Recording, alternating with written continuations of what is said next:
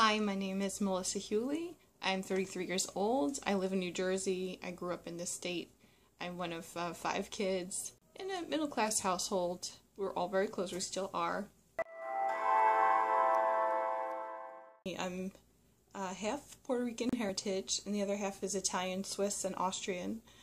So yeah, I really look Puerto Rican, can you tell? I love the Mets. I love art. I love to write.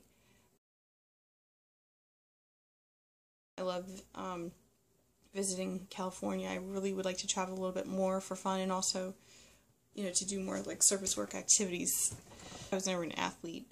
I think I've done a couple of sports in high school, one season only, just to try them out, just to try to push myself, like winter track, freezing.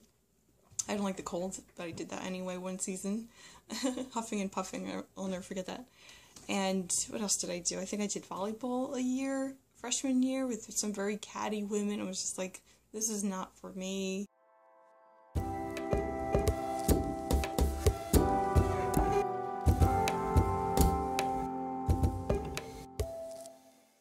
When I was about 8, I think I was about 8, I knew I had some kind of just nervousness, anxiety, becoming a compulsive disorder. It ended up being trichotillomania. And I was 8, and I was literally like pulling hair out of my face, my lashes primarily. And my parents were like, what are you doing? What's going on? And I didn't know how to explain to them that I had this urge, and it felt like a relief to pull it. And they were just like, you should stop. And I couldn't explain to them, like, I don't know how to stop it. It felt like this feeling was just taking over me. And to the point where so many times, over and over again, I had pulled out a lot of my lash hair. And I just thought it was me. I didn't know it had a name. I didn't know other people were doing that. And I didn't want to tell anybody. Of course, when I was a kid, it showed up in school photos. Nobody, asked me, but I was terrified somebody was going to come up and say, hey, what are you doing? What's wrong with your face? Aside from having, acne and stuff. I remember watching an episode of Tyra Banks, and she had these people come on and talk about hair pulling, and not just lashes, all head hair, and having to wear wigs. And they said it was part of OCD, and it was good, and it was, sad for me to hear that, because I was like, oh my gosh, I am crazy. I have this OCD. It followed me into my teenage years and into adulthood, this urge to pull, and recently, I haven't had that urge lately. I don't know what it is. Maybe it's from working out or just, I don't know. But I'm afraid that urge could come back, and I'm just trying to keep it under control. Now, only recently, my lashes have been able to really grow, and it's really, actually, nice. Can you see? Can you see? And they're very long and straight. And my treat is that I get to wear real mascara, and because you can't just use fake lashes when you have none. Whatever's working. I think probably keeping my fitness in check and things like that help my anxiety, which in turn helps with that problem, and being open about it too. And I've actually found a few groups on Facebook. Yeah.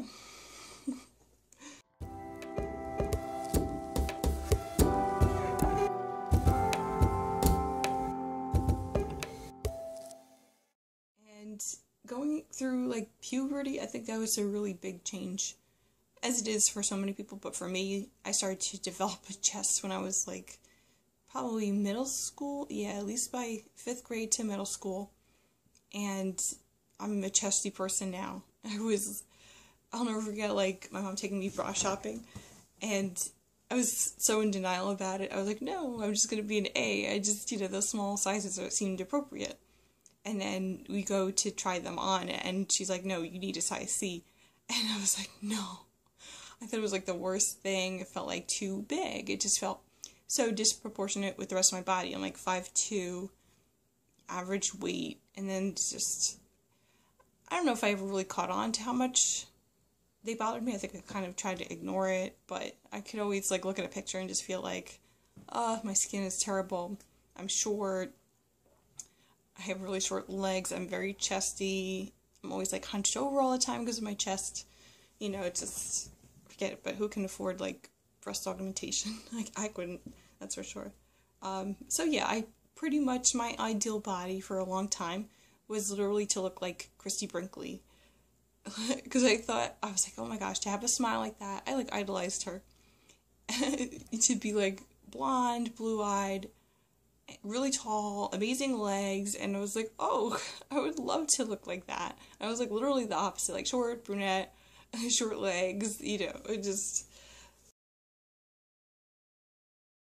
I think I'm still a very shy, awkward, nerdy kind of person. I keep it to myself. Forget it. If I had a crush on a guy, I would, like, never approach him. I was always like, no, if he's interested, he'll approach me. I probably missed out on so many cool chances. I could think of a few people who I would have approached and maybe had seen if it had gone anywhere. But can't get those times back. So, yeah. So, yeah, I pretty much stayed in New Jersey. I got to do some traveling. I went to school in the state, but I had gone to California. I had started some service work, like volunteer experience when I was in college, which really changed my life. Absolutely loved it. Going to the Dominican Republic, spending time with families, giving out donations, living and working with these families for 2 weeks, and then, like, leaving. It was just changed my life. And my mentor at the time, a priest, was like, you'll never come back to this as the same person. It was 100% true. And I'm so thankful for those experiences. And I went again on volunteer service trips to, like, Jamaica to help kids there with a very special organization. After that, I went back 2 more times. So yeah, I mean, those were really cool things that I did when I was, like, in my 20s, turning 30. Now I'm 33. So, I just want to share with you 3 important stories that changed how I felt about health in particular. 3 different people that had 3 different health stories, and I think they really had a big impact on my life. The first being a girl I had gone to school with in high school who had gone through an eating disorder and ended up passing away from it at 17, and it was a few weeks before she turned 18. And she was just so artsy, so talented, and one day I just walked into class and I hear the news and could not believe it. Like, I had known she had gone through the struggle from one school year to the next, like a complete turnaround, and it was really sad to hear that. And then when she passed away, it was just completely, I could not believe somebody like that was gone. I mean, she was just so awesome. At the same time, I felt like, gosh, I felt like I didn't have any control or power. Like, I felt like I did nothing to, like, help her live. So that story shocked me, and that was, like I said, in high school. Another story I could think of was a relative of ours, that had grown older and never really took care of their health, and we were at the hospital when that person indeed passed away. And it was really profound to see somebody go through that whole life-ending process.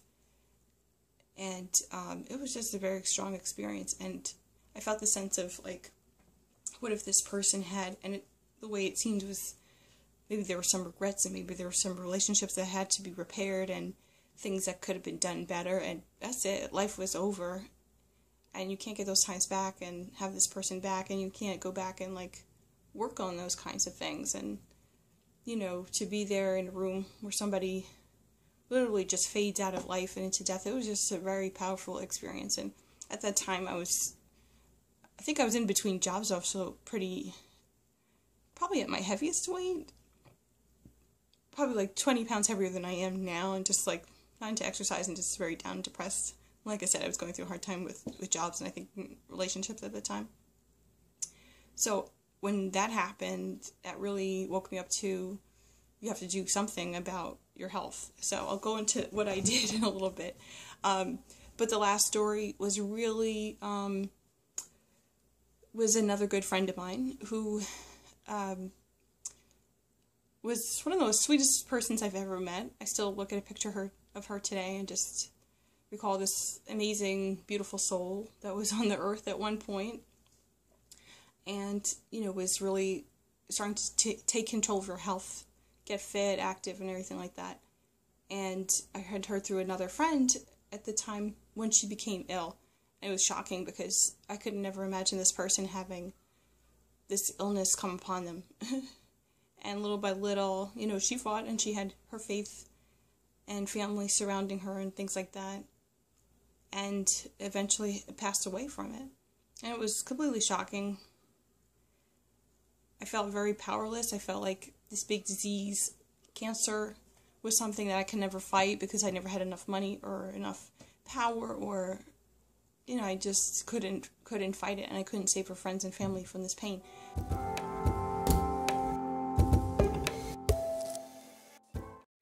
And it's a guilt that I still struggle with today. Just thinking, like, forget it, you're never going to beat cancer. Like, it's like the ultimate exacerbation, I guess, of the ego. So, I mean, that was like the third story that really struck me, you know, losing that kind of person who was indeed taking care of her health to this awful, awful disease that I'm still very mad at today for claiming my friend's life. But I know God has her in a very special place in heaven, looking down on a lot of people, and I'm thankful for that. But it's still, you know, very sad to have lost someone so incredible. But anyway, so those were the three health stories that really, like, had an impact on my life.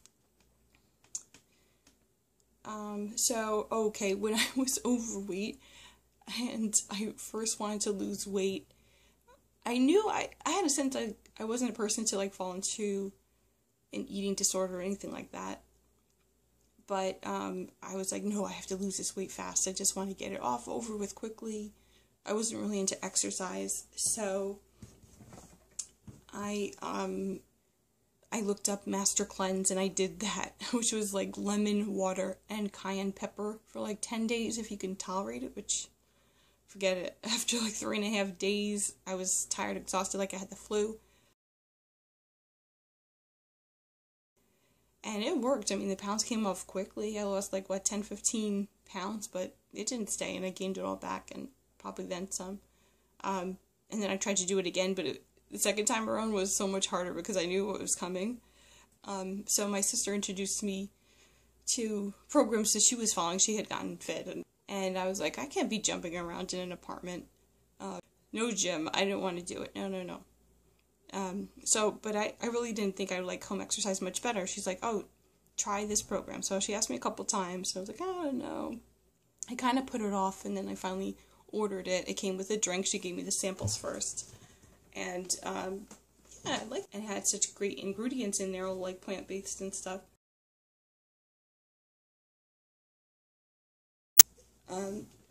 But yeah, I just started to try that, and I did a 21-day fix, like not even the extreme, just a regular program. I started with that. And the first day was tough. I cried. I was sore. I was like, oh boy, I'm really out of shape. And then I just followed through. And the 21 days, I lost maybe like 10, 15 pounds. So I was like, wow, this works. And actually, I look forward to it. So a few months after that, I kept following with the program. I was like, I want to do something a little harder now. I did the Max 30 program with Shaun T, Insanity Max 30. I did that probably like 6 months later, and it was awesome. It was tough, it was fast, and I saw results, especially after month 2, and I realized, like, this really changed my mind about how I approach fitness, and then I wanted to do this. It wasn't such a chore anymore. It wasn't like, oh, I have to force myself, because I'm not good like that. It has to be something that I want. And it was, and I lost another few pounds in total, you know, since working out. Since I started, I had lost, like, those 20 pounds.